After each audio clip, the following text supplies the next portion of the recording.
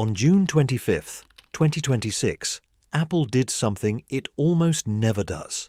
It raised prices in the middle of a product cycle.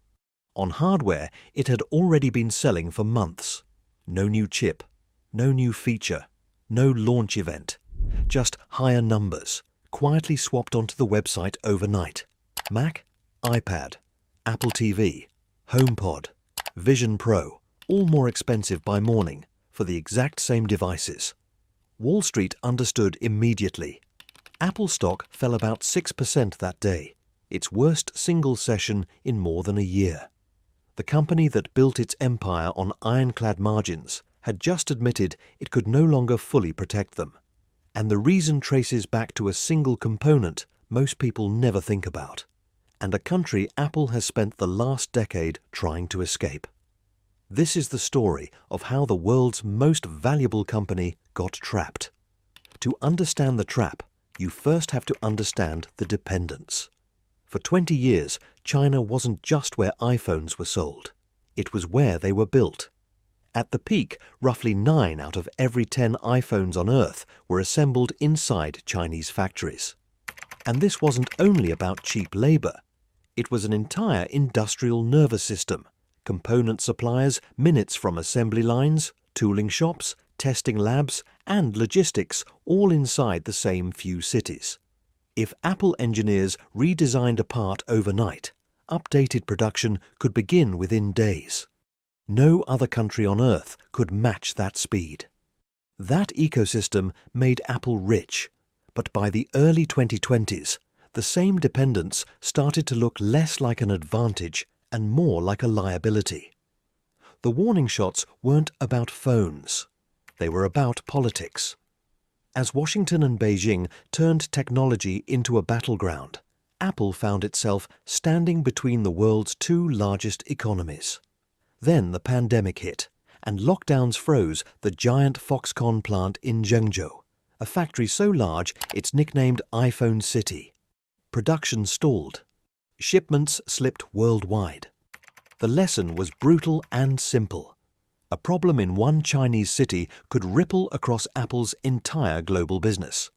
So Apple made a decision, the biggest supply chain bet in its modern history. It would build a second empire outside China. That bet had a name: India. Working with Foxconn, Tata Electronics, and Pegatron, Apple poured billions into Indian production. What started with older models evolved fast, until some of Apple's newest flagship iPhones were rolling off Indian lines close to their global launch dates. Vietnam picked up other products. The plan was clear: spread the risk, and never again let one country hold the whole company hostage. For a while, it looked like Apple was winning its escape. And then, in late 2025, the trap sprang shut, from a direction almost no one was watching. The problem was memory. Every iPhone, every Mac, every iPad runs on two kinds of memory chips, DRAM and NAND flash. For years they were cheap, boring and abundant. Then artificial intelligence rewrote the math. The AI boom created insatiable demand for a premium chip called high-bandwidth memory, used inside NVIDIA's data center processors. And the three companies that make almost all the world's memory, Samsung, SK Hynix, and Micron, did the rational thing. They pointed their factories at AI. Here's the catch: every wafer turned into an AI memory stack is a wafer that never becomes the chip inside a MacBook. The industry called what happened next RAM-ageddon. The numbers are staggering. Contract memory prices roughly doubled in the first 3 months of 2026, then jumped another 60% in the following quarter. By Apple's own framing, memory and storage now cost about 4 times what they did just 3 quarters earlier. You can see exactly where that money went. Micron's quarterly revenue exploded more than 300%, and its profit margins briefly climbed past NVIDIA's. And Apple, the most powerful buyer in consumer electronics, got squeezed anyway. That's why the prices went up in June. CEO Tim Cook described the shortage as a once-in-a-century event, a 100-year flood. But here's the twist that makes this story strange. You'd expect a crisis this size to be crushing Apple in China. It isn't.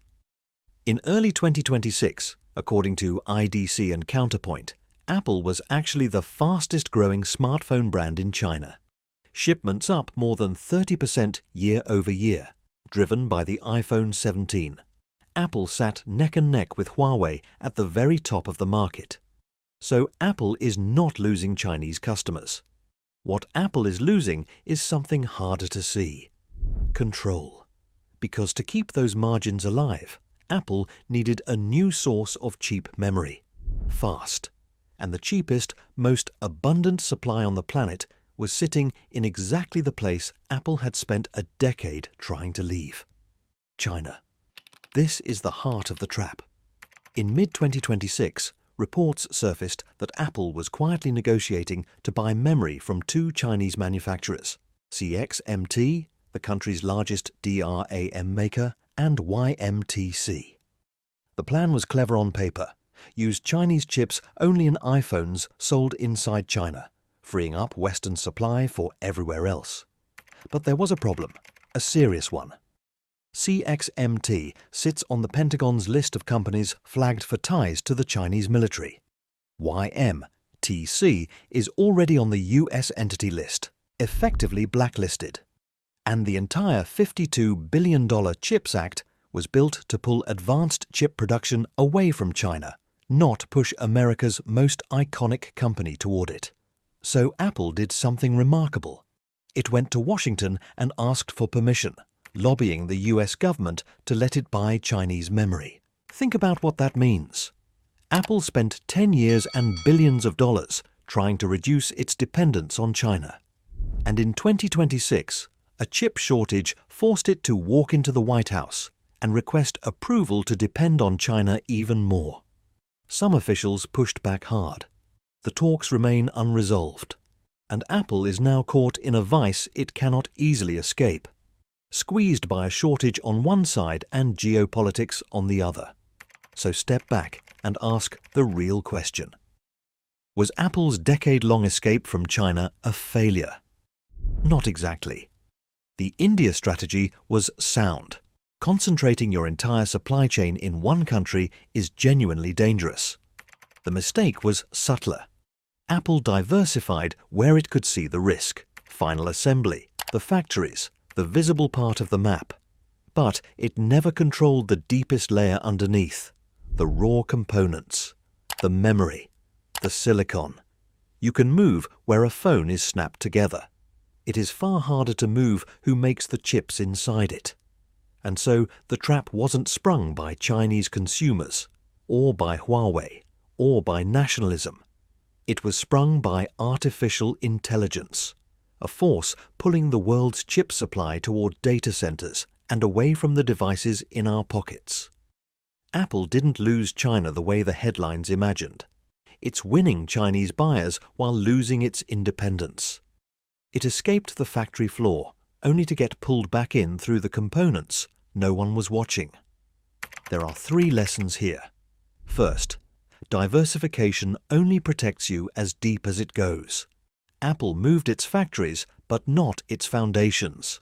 Second, your biggest threat rarely comes from your rivals. Apple braced for Huawei and Samsung, but the blow landed from Nvidia's supply chain, an industry it doesn't even compete in. Third, leverage is temporary. Apple's scale made it the most powerful buyer on Earth, until demand shifted, and even the world's most valuable company found itself standing in line. In business, dependence rarely announces itself as dependence. It arrives disguised as efficiency, cheaper, faster, smarter, right up until the moment the supply you took for granted belongs to someone else. Apple built the most sophisticated supply chain in history. The final question is no longer whether it can build the next great iPhone. It's whether it ever truly owned the machine that makes one, or whether, all along, that machine owned Apple.